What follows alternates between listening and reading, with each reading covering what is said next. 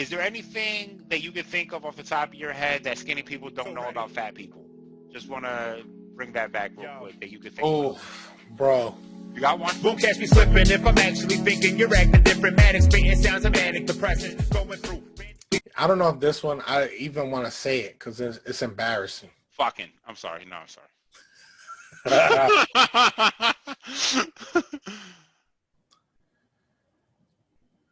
We don't have to put it out if it's that embarrassing. Go ahead.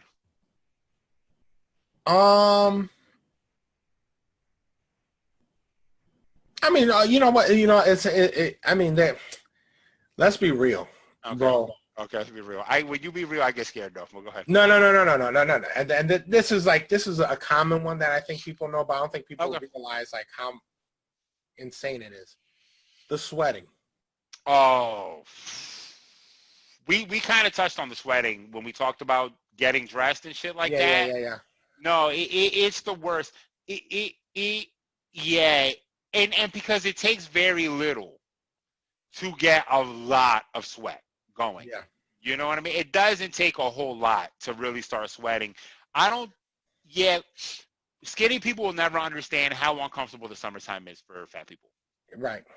Because for skinny people, sweating is like a glisten, and it's like women, like beautiful women, they glow when they sweat. It's like a beautiful thing. But when a fat dude sweats, you get the image that green chemicals are, like they got the green the fumes coming off of them, and you look a mess. You're breathing a mess. The stink.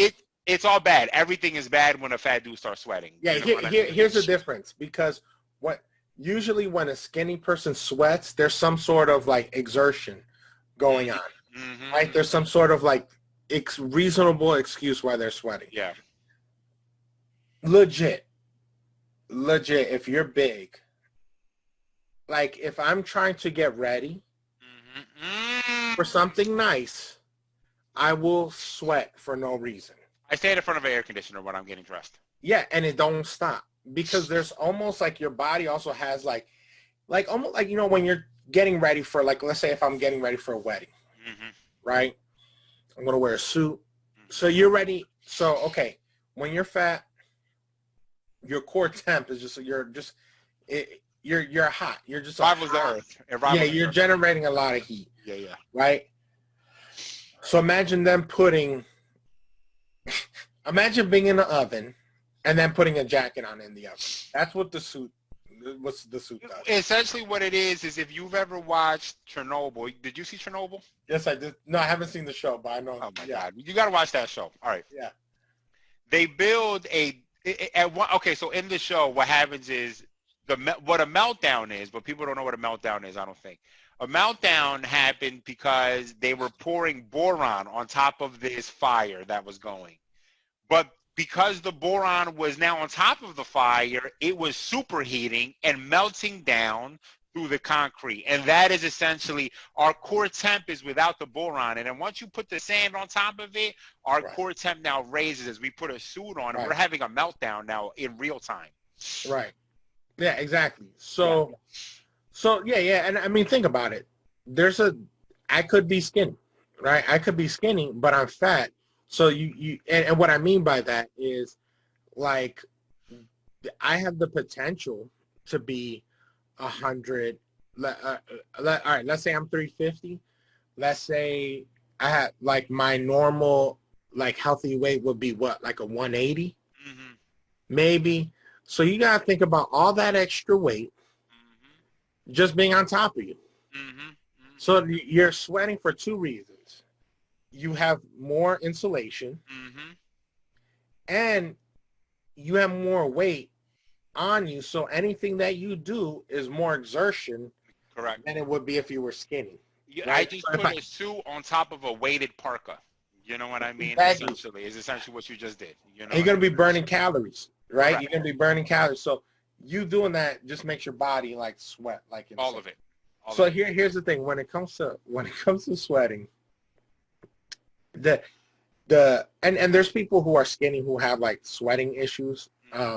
But here's the thing: the more conscious you are that you're sweating, the more you The sweat. more you sweat. It's a fact. That is the. It's like your anxiety Mm-hmm. feeds. Like, I don't understand where it comes from.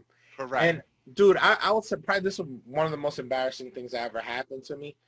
To me, it was probably the equivalent of like taking a crap on yourself, right? Because like people, you just know that if I took a dump on myself at work, I know that everyone knows, Yeah. right? Yeah. Them joints is not gonna, everyone's. I'm gonna be wafting all over the place. So the thing is, one time, right? Oh, this goes back to when we started the school, right? So we were doing an orientation, for the students. So we actually had this big space. It was like an auditorium that we were going to have students give them their technology, and then they could go about their business. So I remember even the shirt I wore because I was so traumatized, and I was like, I don't know if I'll wear this shirt again. Yeah. Like, I didn't know if it was part of the material, but I ended up wearing this shirt. And remember, I wasn't even as big as I was. Yeah. Right? That was like kind of my lower. I had this button-up shirt with a tie, but I had to be outside in the sun, right? So I'm not even moving around that. I was just pointing, like traffic. Like I was just, hey, we're the cyber, go this way. Uh-huh. The sweat pit became, I don't know if you could even call it a pit. It was like a valley or a crater. It went all like from here all the way down to my side. So it's outer breast, outer city. Dude, low. Yeah. I'm talking about almost down to my pants. Wow. It looked like I took 2 water balloons and went like this. You're just pointing and sweat is flying off your finger every time you point. Bro, I was traumatized because I'm like, I know people are looking at me because of this. Yeah. Because I would look at someone like that too. Correct. If I saw like those huge, gigantic pits.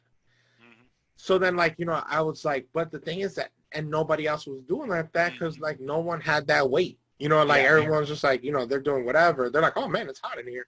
But they're like not even they're fine. Listen. Yeah, they're fine. You know what I mean? Like they would go inside and be like, oh, it's cold. I'm not saying that. And so like I remember like finding probably some like deodorant that's not good for me, and then I stopped sweating in my armpits for like a couple of days. So I was like, wow, that worked. I might have poisoned my body, but there is no sweat coming out of these pits. Shout out to Certain Dry. Certain Dry, if you find that, what a name. Dude, for certain you will be dry. For certain you will be dry. So I don't know the science, but I'm pretty sure the science is not good. Because I heard regular deodorants. So I heard like regular deodorants aren't like really the best thing. So if something made you stop sweating for a couple of days, then I was like, oh, this definitely couldn't be. But I needed it because I can't be sweating like that, bro. Like that's just like. But yeah, like the normal. And here's the thing. Okay, you mentioned in the summer. What about when you put that husky jacket on and you do it like you walk a block even in the cold? Tell me about it. The worst thing really to be fat and with the sweaty issue is the change of climate. Changing climate is not optional. There was this one time I had a parka, right? And this is when I worked at Temple. Where the aforementioned wall was punched. Yeah. And I at the time was catching a bus back to the apartment. Well, anyway, this one day, Andrew picks me up and Paul. I'm not prepared to be picked up. You got to understand, when you're fat, you got to be prepared to be picked up because you don't have the right outerwear to be picked up. I get in a car with a parka, and now things are going left for me. You know what I mean? It's going left. We end up going to Oxford Valley. Was it Oxford Valley? I think we went to Oxford Valley. And they want to go shopping in Oxford Valley in clothes in stores that I can't go shopping in. Right, right. And I'm wearing a parka. And I walk into, have you ever been in a Hollister? Yes.